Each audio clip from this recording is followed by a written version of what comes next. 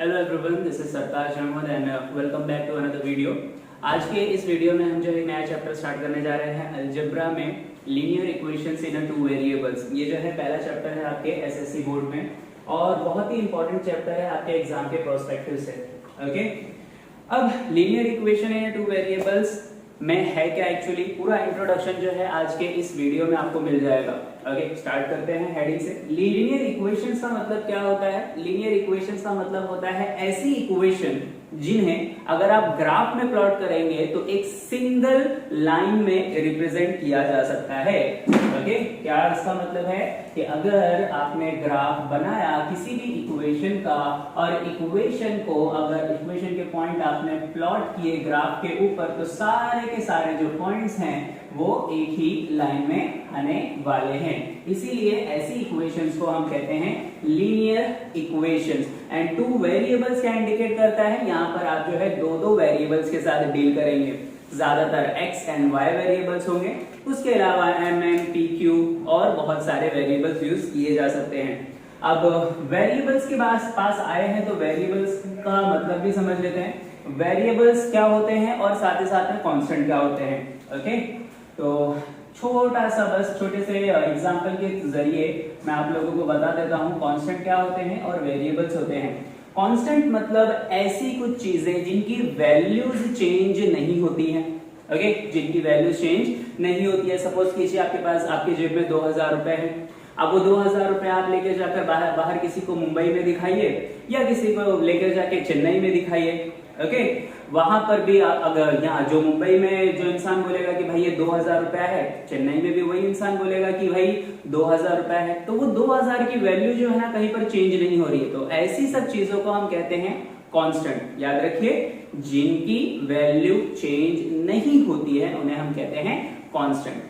Alright, और ये ज्यादातर नंबर्स होते हैं आप लोगों के, जैसे 2, 3, 4, 5, 6 ये सारे आपके नंबर्स होते हैं जिन्हें हम ज्यादातर किससे रिप्रेजेंट करते हैं? क्या कहते हैं उन्हें? हम उन्हें कहते हैं कांस्टेंट। ओके, अब वेरिएबल्स क्या होते हैं? तो वेरिएबल्स ऐसी चीज है जिनकी वैल्यूज क्या होती है? चेंज हो जाती है। अब क्या होते हैं वेरिएबल्स? जिनकी वैल्यूज कंटिन्यूअसली चेंज होती रहती है, हर जगह पे अलग अलग होती रहती है। जैसे कि आप बचपन से फाइंड आउट करते हुए आ रहे हैं the value of x, right? Find the value of x. आपने 9th स्टैंडर्ड में भी x की वैल्यू बहुत फाइंड आउट की होगी। मैथ्स में तो बहुत फेवरेट क्वेश्चन है हर टीचर का, हर मैथ्स में हर जगह आपको आ जाएगा कि find the value of x। तो क्या ये x की वैल्यू हर क्वेश्चन में आपको सेम मिलती है? नहीं, ये x की वैल्यू हर क्वेश्चन में आपको अलग अलग मिलती है। ये x की वैल्यू क्या हो सकती है आपकी? 2 हो सकती है, 3 हो सकती है, 1 हो सकती है, 4 हो सकती है, 5 अप टू इंफिनिटी, कई सारी वैल्यूज हो सकती है। राइट, तो ऐसे ही चीजों को हम क्या कहते हैं? वेरिएबल्स, जिन्हें आप अल्फाबेट से इंडिकेट करते हैं, स्मॉल अल्फाबेट से, x, y, p, q। Okay, ज्यादातर ये सारी चीजें, ये सारे अल्फाबेट जो है आप लोग यूज करने वाले हैं।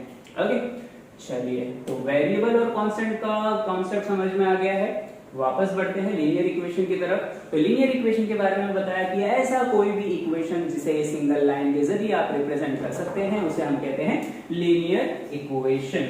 इसका जो जनरल फॉर्म होता है वो जनरल फॉर्म कुछ इस तरीके से होता है। General form is ax plus by plus c equals to 0। ए क्या है यहाँ पर? ए, बी और सी, ये तीनों क्या होते हैं आपके होते हैं constant. Okay, A B C क्या होते हैं आपके? कांस्टेंट, यानी कि ए बी और सी की जगह पर आपको कोई ना कोई नंबर दिया जाएगा। और यहाँ पर x और y क्या है आपका? x और y है आपके वेरिएबल्स। समझ गए बात को? x और y क्या होंगे? आपके वेरिएबल्स होंगे और a, b और c क्या होंगे? आपके कांस्टेंट होंगे। और इन्हीं वेरिएबल्स की जो वैल्यू होगी वो आपको फाइंड आउट करनी होगी। अब सवाल आता है कि सर ये x, y की वैल्यूज कैसे फाइंड आउट करेंगे? तो बहुत ही आसान जवाब है और बहुत सारे मेथड है आपके पास जिनकी मदद से आप इन्हें आसानी से सॉल्व कर पाएंगे। सभी जो मेथड है उन सभी के छोटे छोटे एग्जांपल्स देकर मैं आपको समझाऊंगा और जब हम प्रैक्टिस सेट स्टार्ट करेंगे एक्चुअल में तो वहां पर आपको चीजें ज्यादा बेहतर समझ में आएंगी। ओके, तो ये चीजें समझ में आ गई आपको। जनरल फॉर्म क्या होता है? हाँ, अब यहाँ पर सबसे ज्यादा याद रखने वाली बात ये है कि जो लीनियर इक्वेशन होती है उसका जो हाईएस्ट इंडेक्स होता है, हाईएस्ट इंडेक्स वो हमेशा 1 होना चाहिए। हाईएस्ट इंडेक्स कितना होना चाहिए? हमेशा 1 होना चाहिए। अगर एक से ज्यादा हो गया इंडेक्स उसका तो वो लीनियर इक्वेशन नहीं होता है। हाईएस्ट इंडेक्स मतलब क्या है? जैसे आप पावर कहते हैं ना, x के पावर में, x के पावर में देखो यहाँ पे कुछ नहीं है, मतलब कौन है? 1 है। अगर यहाँ x के पावर में 2 आ गया तो ये लीनियर इक्वेशन आपकी नहीं कहलाती है। बात समझ में आई? तो कभी भी लीनियर इक्वेशन होने के लिए उसका जो पावर होता है, वेरिएबल का जो पावर होता है वो हमेशा क्या होना चाहिए? 1 होना चाहिए। उसके पावर में स्क्वायर नहीं होना चाहिए, क्यूब नहीं होना चाहिए, कोई और अदर पावर भी नहीं होनी चाहिए। ठीक है, तो हाईएस्ट इंडेक्स कितना होना चाहिए? हमेशा 1 होना चाहिए। वेरिएबल पढ़ लिया, कांस्टेंट पढ़ लिया, लीनियर इक्वेशन होती क्या है वो पढ़ लिया, एक ही लाइन में आ जानी चाहिए आप लोगों की, और उसका इंडेक्स 1 होना चाहिए। That's it. अब आपको जो है देखना है, मैंने क्या बताया इसमें, हमें क्या करना है? हमें फाइंड आउट करनी है कि वेरिएबल की वैल्यू, यानी कि एक्स और वाई की वैल्यूज कैसे फाइंड आउट करेंगे, लीनियर इक्वेशन बनता कैसे है। तो बहुत ही सिंपल एग्जांपल से बताता हूं मैं आपको। समझिए रीमा सीमा 2 बहनें हैं, ठीक है। एक बहन का नाम है रीमा, दूसरी बहन का नाम है सीमा। अब एक कुछ कंडीशन इस तरीके से दी गई है कि दोनों बहनों की जो age, sum of the age है, यानी कि दोनों बहनों की एज का जो एडिशन है, let's say that is 21 years. Okay, आपको बुक में ऐसी कंडीशन दी गई है। तो अब आप क्या करेंगे? क्या करेंगे? तो क्या करना चाहिए आपको? तो आप सबसे पहले करेंगे लेट रीमाज एज, क्या करेंगे आप? Let Rima's age be X कर लेंगे, और सीमा की जो एज है उसे क्या कंसिडर कर लेंगे? वाई कंसिडर कर लेंगे। तो जो पहली कंडीशन दी है उसके मुताबिक दोनों की एडिशन कितनी होनी चाहिए? 21, that is x plus Y is equal to कितना हो गया? 21। This you have derived from the first condition. अब समझिए दूसरी एक कंडीशन दे दी गई है कि भाई बता कि दोनों की एज का जो डिफरेंस है वो है 7 इयर्स। ओके, दोनों की एज की डिफरेंस यानी कि x पहले आपने प्लस किया था, अब क्या करेंगे आप? माइनस करेंगे। तो x minus Y is equal to कितना हो गया? 7। This has derived from the second condition. तो इसकी मदद से आपको देखिए यहाँ पर इक्वेशन नंबर 1 और इक्वेशन नंबर 2 मिल गई। क्या ये हमारा लीनियर इक्वेशन है? बिल्कुल है, क्योंकि इसके पावर में हाईएस्ट इंडेक्स कितना है? 1 है। 1 को आप मेंशन नहीं करते हैं, 2, 3, 4 मेंशन करेंगे, लेकिन 1 को आप कभी मेंशन नहीं करते हैं। तो इसलिए ये हमारा लीनियर इक्वेशन है। 2 वेरिएबल है, देखिए एक x है, एक y है, एक कांस्टेंट इधर पे है हमारा, यहाँ पर भी x है, y है और कांस्टेंट उस तरफ है। इस तरीके से 2 इक्वेशन आपको मिल गई है। अब बस आपको क्या फाइंड आउट करना है? The values of x and y। सवाल ये कि अब ये वैल्यूज हम फाइंड आउट कैसे करेंगे? तो जवाब में आपको कई सारे मेथड है, जिसमें से बेसिकली 4 से 5 मेथड हम पढ़ने वाले हैं। वो सारी चीजें मैं आपको यहाँ पर बोर्ड पे बता देता हूं।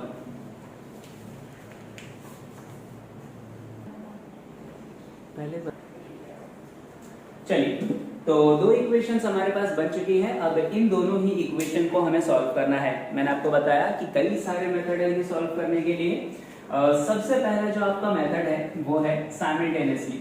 ओके, अगर आपको साइमल्टेनियसली सॉल्व करना है तो किस तरीके से सॉल्व कर पाएंगे? दूसरा जो मेथड है वो है आपका ग्राफिकली। ग्राफ की जरूरत इसमें आपको पड़ेगी, ग्राफ बनाना पड़ेगा, इक्वेशंस को ग्राफ के जरिए रिप्रेजेंट करना पड़ेगा, जहां पर भी इंटरसेक्ट होते हैं वो आपका सोल्यूशन होगा। बाद तीसरा जो आपके पास तरीका आपको मिलेगा वो होगा आपका क्रैमर्स रूल, एग्जामिनर्स का फेवरेट। एग्जाम में आपको क्रैमर्स रूल से 2 क्वेश्चन तो आराम से मिल जाएंगे। और फिर चौथा है आपके पास substitution method. Okay, substitution method. देखिए मेथड बहुत सारे हैं, लेकिन सारे के सारे मेथड जो है ना एक से बढ़कर एक आसान है, मुश्किल नहीं है, आसान है, बहुत आसान है चारों के चारों मेथड। और इन सभी मेथड से हम जो है यही एक से, ये जो क्वेश्चन मैंने यहाँ पर आपको 2 इक्वेशन बना के दी हैं, x plus Y is equal to 21 और x minus Y is equal to 7। ये जो 2 इक्वेशन हमने यहाँ पर ली है उसे हम हर एक मेथड के जरिए सॉल्व करेंगे। Method number 1, method number 2, method number 3, method number 4, चारों ही मेथड से हम यही सेम एग्जांपल सॉल्व करेंगे ताकि आपको एक बहुत अच्छा आइडिया आ जाए कि किस तरीके से इन मेथड्स को हमें यूज करना है और यूज करने के बाद हमारी जो वैल्यूज है, values of x and the values of y find out करनी है। चलिए तो पहला मेथड स्टार्ट करते हैं। पहला मेथड कौन सा है हमारा? Simultaneous method. साइमल्टेनियसली हमें क्या करना है? सॉल्व करना है। चलिए आपको सबसे पहले क्या चाहिए? तो दो इक्वेशन चाहिए। देखिए आपको दो इक्वेशन मिल गई है। वेरिएबल्स एक तरफ होने चाहिए, लेफ्ट साइड में वेरिएबल्स ले लीजिए और राइट साइड में क्या ले लीजिए? आपका जो कांस्टेंट है उसे ले लीजिए। तो यहाँ पर देखिए दो इक्वेशंस ऑलरेडी हमारे पास बन चुकी है। अब दोनों इक्वेशन में कुछ ऐसी चीजें हैं जो आपको ऑब्जर्व करनी होगी। दो तीन चीजें हैं, जैसे कि पहली चीज देखनी है आपको, क्या इन दोनों इक्वेशन में कोई टर्म ऐसा है जो कॉमन है। तो कॉमन से मेरा मतलब क्या है कि जो टर्म यहाँ पर है वही बिल्कुल वैसा ही टर्म इक्वेशन नंबर 2 में भी होना चाहिए। तो देखिए x है यहाँ पर, अरे वाह, यहाँ पर भी x है। देखिए एक टर्म कॉमन मिल चुका है। y है यहाँ पर भी y है। देखिए दूसरा टर्म भी कॉमन मिल चुका है। तो ऐसे क्वेश्चन को सॉल्व करना बड़ा आसान होता है। ओके, अब देखिए y के साथ यहाँ पर प्लस साइन है और यहाँ पर y के साथ कौन सी साइन है? माइनस साइन है। तो जो टर्म कॉमन है और कॉमन होने के साथ ही साथ में उनके पास अपोजिट साइन है अगर, तो आप उन्हें क्या करेंगे? आप उन्हें जो है ऐड करेंगे। सिंपल तरीके से, बहुत ही आसानी से ऐड करेंगे। ऐड करने के बाद दोनों ही इक्वेशन को सॉल्व करेंगे, आपको आपका आंसर मिल जाएगा। देखिए मैं क्या कर रहा हूं यहाँ पर? Adding equation number 1 and 2। अभी आप बोलेंगे सर हम इसे ऐड कर रहे हैं, अगर साइन बराबर नहीं हुई, जैसे यहाँ पर प्लस का साइन था, यहाँ पर भी प्लस का साइन होता तो क्या करते? तो बेटा आप वहां पर आप सब्ट्रैक्ट करते। ओके, वहां पर क्या करते? आप सब्ट्रैक्ट करते। अगर टर्म कॉमन है आपका और उसके साथ में सेम साइन है तो वहां पर आप सब्ट्रैक्ट करेंगे।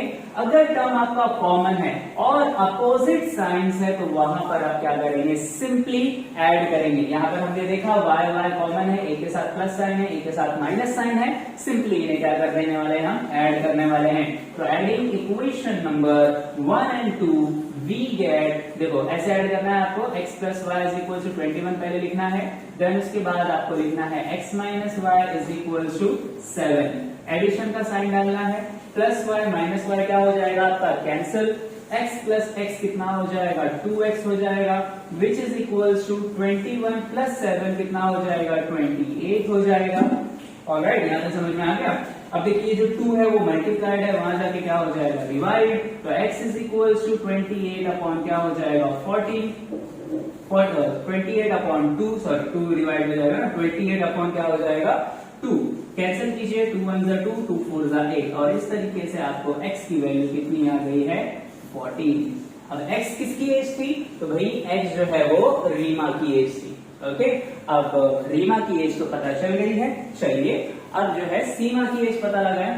तो सीमा की एज पता लगाने के लिए क्या करेंगे? बड़ा ही आसान है। जो x की वैल्यू आपको यहाँ पर मिली है उसे इक्वेशन नंबर 1 या इक्वेशन नंबर 2 जो भी आसान आपको खुद लगता है उसमें पुट कर दीजिए। ओके, तो क्या करेंगे? हम करने वाले हैं put x is equal to 14 in equation 1। तो इक्वेशन 1 देखिए क्या थी? x plus Y is equal to 21। x की जगह क्या लिखना है आपको? 14। तो therefore 14 plus Y is equal to 21। अब 14 देखिए प्लस में है, वहां भेज दीजिए, क्या हो जाएगा वो? माइनस में। तो 14 को हम यहाँ भेज देंगे तो वो हो जाएगा माइनस में और इस तरीके से हमें मिलेगा y is equal to 21 minus 14। 21 minus 14 कीजिए, कितना हो जाएगा? ये हो जाएगा आप लोगों का 7। तो y इज इक्वल टू कितना हो गया आपका? 7। अब y किसकी एज थी? तो भाई सीमा की एज थी। इससे हमें पता चला, देयरफॉर वी कैन से कि रीमा's एज इज 14 एंड सीमा की एज कितनी है? Is 7 years। Okay, I hope आप लोगों को समझ में आया होगा कि साइमल्टेनियसली अगर आपको सॉल्व करना है तो किस तरीके से सॉल्व किया जाए। ओके, ऐसे आसान क्वेश्चंस तो नहीं होंगे, आपके जो भी टफ क्वेश्चंस होंगे मैं आपको वो सभी सॉल्व कराने वाला हूं। आपकी पहली एक्सरसाइज साइमल्टेनियस इक्वेशन पर ही बेस्ड है। ओके तो ये साइमल्टेनियस इक्वेशन का एक छोटा सा एग्जांपल आप लोगों ने देखा। चलिए इसी एग्जांपल को आगे हम सॉल्व करेंगे ग्राफिकल मेथड से।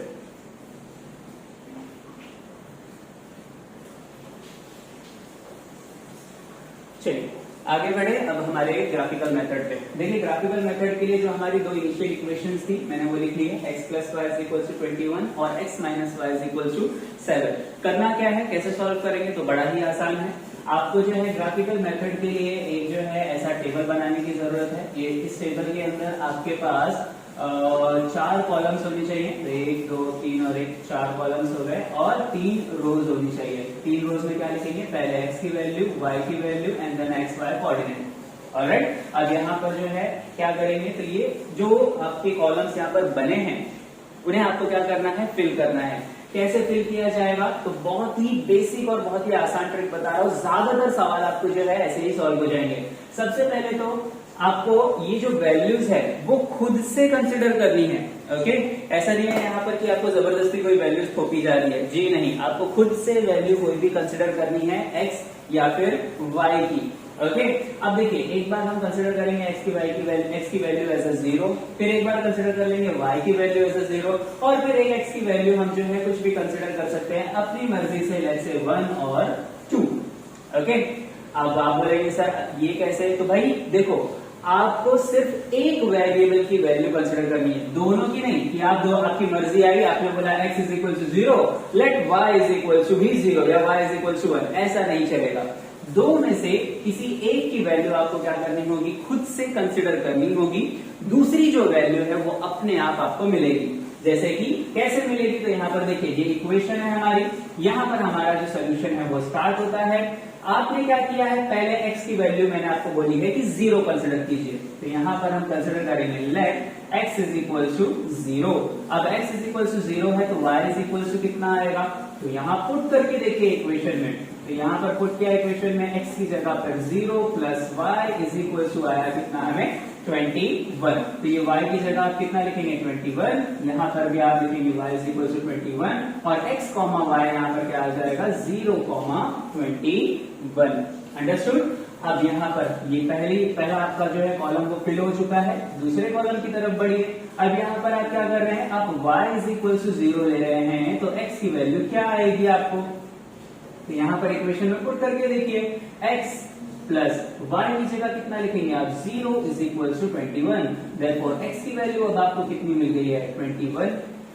करेक्ट, देखा आपने कितना आसान है ये वैल्यूज निकालना। तो यहाँ पर आपको कितना मिल गया 21, तो ये आपका कोऑर्डिनेट आ जाएगा x की जगह पे 21, y की जगह पे कितना 0। अब हमने क्या बोला है, अब मैंने बोला है कि भाई let x is equal to क्या कीजिए आप, लेट x की वैल्यू आप ले लीजिए 2, तो y की वैल्यू कितनी आएगी, इक्वेशन में पुट करके देखिए, तो ये हो जाएगा 2 plus Y is equal to how much 21। 2 plus में है वहां जाके क्या होगा माइनस, और इस तरीके से 21 माइनस 2 करेंगे यहाँ पे कितना मिल जाएगा आपको 19। ओके, तो y की वैल्यू कितनी आ गई आपकी 19, तो ये हो गया आपका 2,19। इस तरीके से हर एक टेबल, यहाँ पर आपने एक ये टेबल बनाया है, इस इक्वेशन के लिए भी बिल्कुल इसी तरीके से आपको टेबल बनाकर ड्रॉ कर कंप्लीट करना होगा। और इसके बाद आपको क्या करना होगा, इसके बाद आपको ग्राफ पे दोनों ही इक्वेशन को प्लॉट करना पड़ेगा, और जो दोनों का इंटरसेक्शन होगा वो आपका सोल्यूशन कोऑर्डिनेट होगा। ऑलराइट, अब कैसे करेंगे चलिए मैं आपको बता देता हूं। यहाँ पर ये इक्वेशन जो है, इस इक्वेशन का ग्राफ मैं नहीं बनाता हूँ, ये जो इक्वेशन हमने सॉल्व किए इसका ग्राफ मैं आपको प्लॉट करके बता देता हूँ कैसा बनेगा। ओके, सबसे पहले तो आप जो है x और y कोऑर्डिनेट्स आपके ड्रॉ कर लीजिए। ये x कोऑर्डिनेट होगा आपका और ये क्या होगा आपका y कोऑर्डिनेट। हम सभी को पता है पॉजिटिव साइड में राइट साइड में क्या होते हैं आपके पॉजिटिव नंबर्स होते हैं, और लेफ्ट साइड में आपके क्या होते हैं नेगेटिव नंबर्स होते हैं। राइट, नेगेटिव साइड में क्या होता है, लेफ्ट साइड में क्या होते हैं आपके नेगेटिव नंबर्स।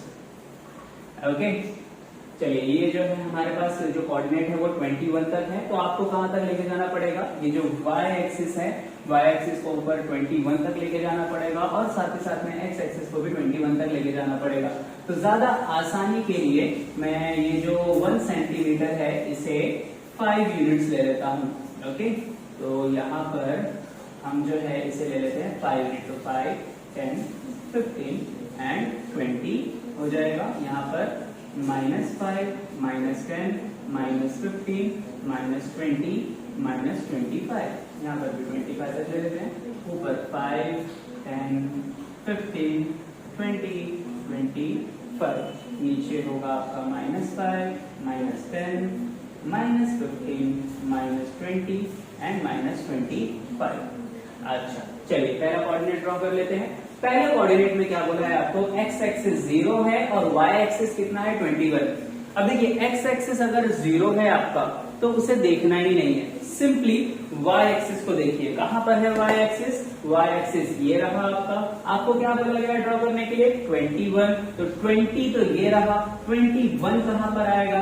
तो देखिए 25 का 20 से लेकर 25 1 सेंटीमीटर है, राइट। इसका अगर हम हाफ करेंगे तो कितना होगा? ये होगा 22.5, यानी कि इधर पे आपका 22.5 आएगा। तो 21 ऑलमोस्ट यहाँ पर आ जाएगा आपका।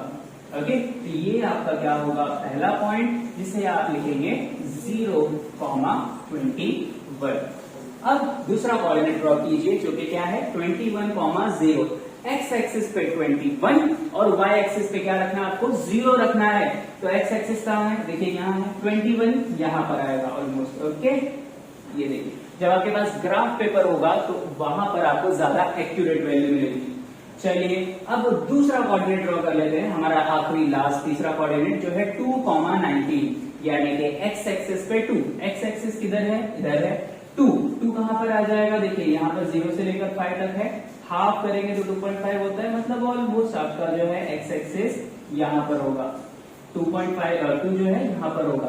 ओके, अब 2 x एक्सिस पे है और y एक्सिस पे कितना है आपका? 19। y एक्सिस पे 19 यानी कि यहाँ से ऊपर जाइए, देखिए यहाँ से ऊपर गया, ये 15 हो गया, ये 20, ये 19, ऑलमोस्ट आपका जो है यहाँ पर आपका कोऑर्डिनेट आएगा। इसे क्या नाम देंगे आप? इसे आप अपना नाम देंगे 2,19। अब अगर आप देखेंगे तो ये जो तीनों ही पॉइंट्स हैं, ये तीनों के तीनों पॉइंट्स कहां पर हैं? एक ही लाइन में है। देखिए ऑब्जर्व कीजिए, ये तीनों के तीनों पॉइंट्स कहां हैं? एक ही लाइन में है। अब जरा स्केल मिल जाए तो लाइन अच्छे से ड्रॉ हो जाएगी। स्केल नहीं क्या? चलिए ऐसे ही ड्रॉ कर लेते हैं। ये सीधी लाइन नहीं गई, पर समझ जाइए आप लोग कि ये बिल्कुल कैसा होगा? सीधी लाइन में आप लोगों का आंसर आएगा।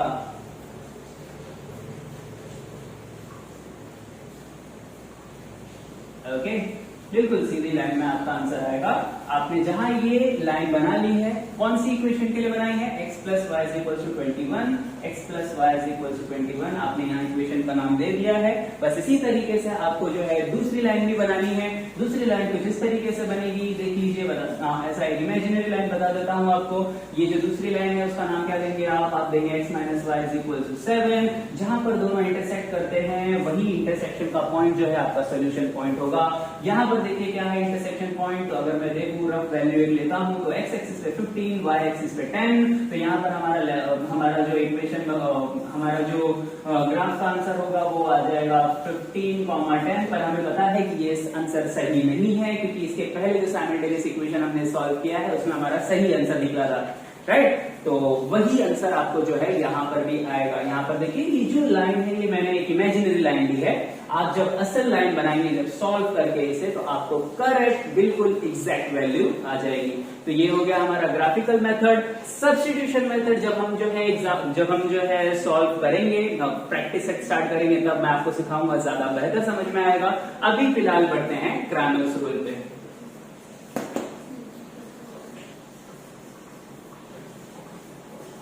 चलिए अगला टॉपिक है हमारा क्रैमर्स रूल, जिसे हम कहते हैं डिटरमिनेंट मेथड।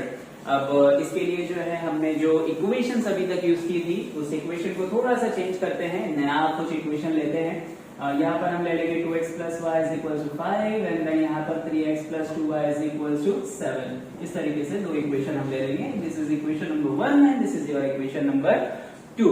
अब इन दोनों को इक्वेशन को अगर आपको सॉल्व करना है, और क्वेश्चन में स्पेसिफिकली बोला है कि यूज दी क्रैमर्स रूल या डिटरमिनेंट मेथड, तो आपको इसी तरीके से सॉल्व करना होगा। कैसे सॉल्व किया जाए? तो सबसे पहला जो मैं आपको पहले स्टेप्स बता देता हूं। सबसे पहला जो स्टेप होगा वो आप फाइंड आउट करेंगे डी को। डी फाइंड आउट करने के बाद आप फाइंड आउट करेंगे dx को, dx के बाद dy, फिर x और फिर उसके बाद फाइनली आप क्या फाइंड आउट करेंगे? फाइनली आप जो है y फाइंड आउट करेंगे। ओके, क्या फाइंड आउट करेंगे? d, then dx, then dy, then x and then आपको आएगा क्या? y। चलिए स्टार्ट करें। तो सबसे पहला जो हमारा स्टेप है वो क्या फाइंड आउट करना है? डी। डी यानी कि डिटरमिनेंट। अब डिटरमिनेंट कैसे फाइंड आउट होगा? तो डी आप इस तरीके से लिखेंगे, डिटरमिनेंट का साइन, डिटरमिनेंट को कुछ इस तरीके से ब्रैकेट के जरिए आपको जो है दो सीधी लाइन के जरिए इंडिकेट किया जाता है। डिटरमिनेंट लिखने के बाद पहली इक्वेशन जो है आपकी, पहली इक्वेशन के x का कोएफिशिएंट और साथ ही साथ में y का कोएफिशिएंट आपको पहली रो में लिखना है। ठीक है, देखिए ये पहली रो है और ये यहाँ पर आपकी दूसरी रो बनेगी। x का कोएफिशिएंट कौन है? 2। y का कोएफिशिएंट कौन है? 1। कोई नहीं है, इसका मतलब कौन है? 1 है। सेकेंड इक्वेशन की तरफ बढ़िए। x का कोएफिशिएंट कौन है? 3। बिल्कुल इसके नीचे लिखिए, जो x का कोएफिशिएंट है उसके नीचे आपके x के कोएफिशिएंट ही आना चाहिए और जो y का कोएफिशिएंट है उसके नीचे y का कोएफिशिएंट ही आना चाहिए। यहाँ y का कोएफिशिएंट कौन है? 2 है। ओके, आई होप समझ में आया होगा आप लोगों को। अब बस इन्हें क्या करना है? डिटरमिनेंट का वैल्यू निकालने के लिए आपको इन्हें क्रॉस मल्टीप्लाई करना है। कैसे करेंगे? तो 2 मल्टीप्लाई होगा 2 से और 1 मल्टीप्लाई होगा किससे? 3 से। जब 2 को आप 2 से मल्टीप्लाई करेंगे तब आप एक माइनस साइन पुट करेंगे एंड देन 1 मल्टीप्लाई क्या करेंगे? आप 3 करेंगे। तो 2 2 सा कितना हो गया? 4 माइनस 3 1 सा क्या हो गया? 3। तो 4 माइनस 3 की आपने कितना आ गया आपको वैल्यू? 1। इस तरीके से आप क्या सॉल्व कर लेंगे? d का वैल्यू सॉल्व कर लेंगे। चलिए आगे बढ़े। तो अब आपको क्या फाइंड आउट करना है? dx फाइंड आउट करना है। अब अगेन डिटरमिनेंट आप बनाएंगे, बट डिटरमिनेंट में यहां पर समझने वाली बात यह है, dx में x यहां पर इसलिए कहना चाहता है कि x के जो कोएफिशिएंट है उनकी जगह आप ये जो कांस्टेंट है वो पुट करने वाले हो। ये जो आपके कांस्टेंट मैंने सर्कल किए हैं वो पुट करने वाले हो। तो x के कोएफिशिएंट कौन है? x के कोएफिशिएंट है 2 और कौन है? 3। तो 2 और 3 की जगह आप क्या लिखेंगे? 5 एंड 7। 5 7। ओके, और ये वैसे का वैसे रहने वाला है, यानी कि 1 एंड 2। अब अगेन इन्हें क्या करेंगे? आप क्रॉस मल्टीप्लाई करेंगे। क्रॉस मल्टीप्लाई कैसे करेंगे? 5 इंटू 2 करेंगे, माइनस का साइन, एंड 1 मल्टीप्लाई क्या करेंगे आप? 7। तो 5 2 सा कितना हो जाएगा? 10 माइनस 7 1 सा 7। 10 माइनस 7 इज 3। इस तरीके से आपको किसकी वैल्यू मिल जाएगी? dx की। चलिए अब सिमिलर तरीके से बिल्कुल dy फाइंड आउट करना है। dy के लिए भी आप एक डिटरमिनेंट बनाएंगे। अब डिटरमिनेंट में यहां देखिए d में, ओके, ये मैं क्रॉस वाला साइन हटा देता हूं, ये आपको बनाना नहीं है एग्जाम में। d में अभी जो y की कोएफिशिएंट थे इनको रिप्लेस करके आपको क्या लिखना है? आपका कांस्टेंट लिखना है। तो देखिए 2 3 बिल्कुल वैसे का वैसा ही आ जाएगा। 1 एंड 2 की जगह पर क्या आएगा आपका? 5 एंड 7। ओके, अब अगेन क्रॉस मल्टीप्लाई कीजिए। तो 2 मल्टीप्लाई किससे होगा? 7 से, माइनस का साइन डालिए। 5 मल्टीप्लाई होगा किससे? 3 से। तो 2 7 सा कितना हो जाएगा? 14 माइनस 5 3 सा कितना हो जाएगा? 15। तो 14 माइनस 5 कितना हो जाएगा आपका? -1। अंडरस्टूड? अगर कितना समझ में आ गया है तो x की वैल्यू y की वैल्यू निकालना बड़ा ही आसान होगा आपके लिए। अब फाइनल हमारा स्टेप x और y कैसे फाइंड आउट करें? तो x फाइंड आउट करने के लिए आपके पास एक छोटा सा फॉर्मूला है जो आपको याद कर लेना है, वो है dx अपॉन d। तो dx की वैल्यू क्या मिली है आपको? dx की वैल्यू मिली है आपको 3 और d की वैल्यू कितनी मिली है आपको? 1। तो 3 अपॉन 1 किया आपने, आपको आपका आंसर मिल गया। अपॉन में 1 तो लिखते ही नहीं है ना, तो x इज इक्वल टू कितना मिल गया आपको? 3 मिल गया। और अब y की वैल्यू कैसे फाइंड आउट करें? तो y is equal to x था तो dx था, y था तो dy है, अपॉन में d आपका वैसे का वैसा ही रहेगा। तो y is equal to dy। dy की वैल्यू देखिए कितनी है? dy की वैल्यू है -1 अपॉन 1। अपॉन में 1 कभी लिखते हैं हम? जी नहीं सर, बिल्कुल नहीं लिखते। तो y इज इक्वल टू -1 आपका आंसर आ जाएगा। होपफुली ये ग्रामर रूल आपको समझ में आया है। अब सिर्फ हमारा एक ही मेथड बचा हुआ है जो सब्स्टिट्यूशन मेथड है। वो जब हम एक्सरसाइज स्टार्ट करेंगे तो आपको बहुत अच्छी तरीके से मैं समझा दूंगा। होपफुली जो पहला वीडियो है इसे अगर आप कंप्लीटली देखेंगे, समझ जाएंगे, तो आने वाली जो एक्सरसाइजेस है वो आप खुद ही अच्छी तरीके से सॉल्व कर पाएंगे। ओके, चलिए मिलते हैं नेक्स्ट वीडियो में।